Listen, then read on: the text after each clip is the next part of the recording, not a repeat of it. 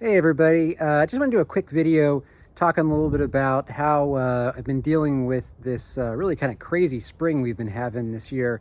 We've been having some warm temperatures back in March, but then rapidly declining and into the freezing temperatures. We even had, just a few days ago, we had some snow up here in Pennsylvania.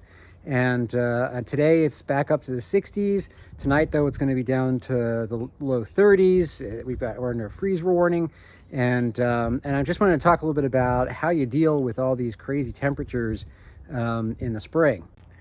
So I've got a lot of plants out here, and as you can see, I've got them all on the ground. Right now, that's my approach for keeping things a little safer. Rather than putting them up on the tables, I'm keeping things on the ground because that protects them from the wind. It's also been really windy the last few days. And wind will not only lower the temperature around your plants, but can also dry them out faster too. I've got them on the ground to protect them a little bit from wind, as well as to keep them a little warmer, because remember, the ground also absorbs heat, and so they're going to stay a little warmer down there than they will if I keep them on the tables. So this is where I'm putting stuff that can tolerate cold temperatures, but really probably shouldn't be under below freezing temperatures, certainly not for long. This is not all my plants. I've got a lot of plants that are still in the basement. If you looked at other videos of mine, you know that I keep a lot of plants, some tropical bonsai and stuff in the basement greenhouse, and some herbs, and also my vegetable seedlings for the garden in sort of a grow house. So that's where I keep stuff that really can't tolerate cold temperatures at all. And by cold temperatures, I'm talking about like temps below the 40s, let's say, okay?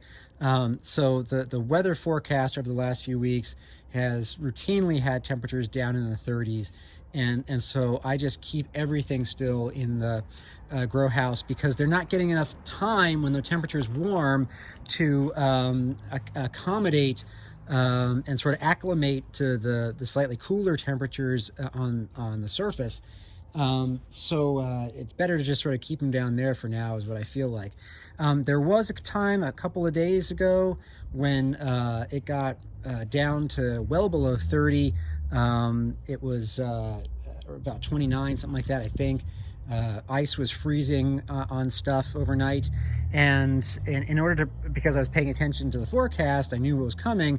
I took a lot of these plants and I put them in the garage over there / shed thing, and so I put things that I knew that could not tolerate frost in there. Things that I didn't put in the garage would include things like pines and other conifers, because they're a lot more hardy, and they can deal with a little below freezing temperature. This is the larch that I collected over spring. It seems to be still surviving and doing okay, and I'm going to do some more work on it later in the summer. But for now, it's good to see that it's just happy and surviving. So this would be another conifer that I would leave outside, but on the ground, just to keep it a little warm so that the roots don't freeze. That's the only thing I'm concerned about with conifers in pots, is that they're not surrounded by any dirt like they would if they were buried in the ground. So in a pot, the roots are more likely to be frozen, and if the roots freeze, then it's all over. So kept them on the ground, but I kept them outside. So that's my key, is to sort of try to tease apart what are the trees that I think are hardy, and what are the things that I think are a little more delicate, and then find a way to protect the things that are more delicate, either through putting them in the garage, or covering them with plastic, or putting them in the basement or something like that, just overnight, so that everything stays safe. Now, if you're new to gardening, you might be wondering about, well, how do I know what to protect and what doesn't need to be protected? And what I'd say is you learn this stuff the more that you read about each species of plant that you work with. That's the best thing that you can do. But I mean, a general rule of thumb is that, again, so conifers and evergreens tend to be more tolerant to cold temperatures. But again, you have to worry about the roots, and you don't want the roots to freeze. So the roots have to stay warm enough that they don't freeze. It's okay if the needles freeze. They're intended to do that. Remember, they stay outside all winter anyway. So it's just the roots you're worried about. But if you're not sure, look it up on Google and look up the hardiness zone of that species of plant and compare it against the hardiness zone of where you live. And if you don't know what hardiness zones are, do a Google search for United States hardiness zone map.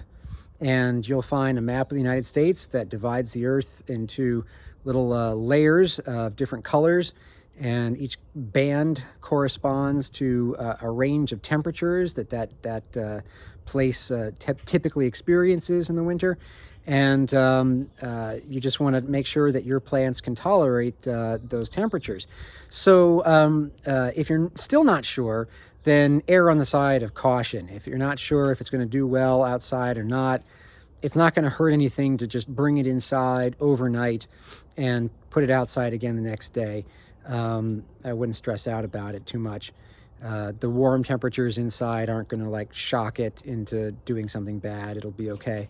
So I hope this helps to help you to understand a little bit about my thinking process in dealing with winter stuff. It is kind of a pain in the butt, because when springs are like this and it's like cold one day and warm the next day and cold the next day, warm the next day, and you just don't know like when it's safe to bring everything outside and let it be, it can be a hassle to like, have to move things inside and then move things outside and move things inside. So, I mean, if you can, you try to keep things protected as long as you can, until you're really certain that you've got no more freezing temperatures in your future. But if you're bold, if you think things are safe, and you turn out to be wrong, it's okay. You just have to put in the work to cover things up or take them inside or do whatever you need to do. And if you only have a few plants, it's not that big of a deal. But if you're somebody who's got dozens and dozens of trees, it can turn into a real hassle real quick. Hope everybody's safe and healthy. I'm doing well, and I will talk to you later. Bye. Just one more thing before I go. I meant to say this earlier. So a lot of you watch my channel because you're familiar with my brother Adam Ragusia's channel. In fact, I guess that probably most of the people who are subscribed to my channel right now also love watching his channel. And that's cool. I have no problem with that at all. And I want to say I really appreciate Adam putting out a little shout out on his last episode that he posted yesterday, promoting my channel and encouraging people to come visit.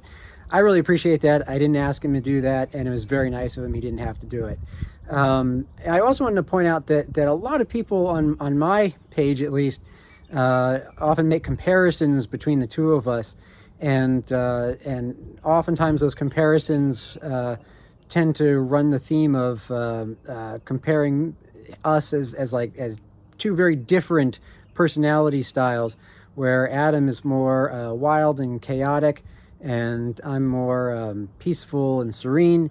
And I just want to point out that the internet doesn't always tell you exactly how things really are. And as an example of that, you can check with Adam about this. This is true.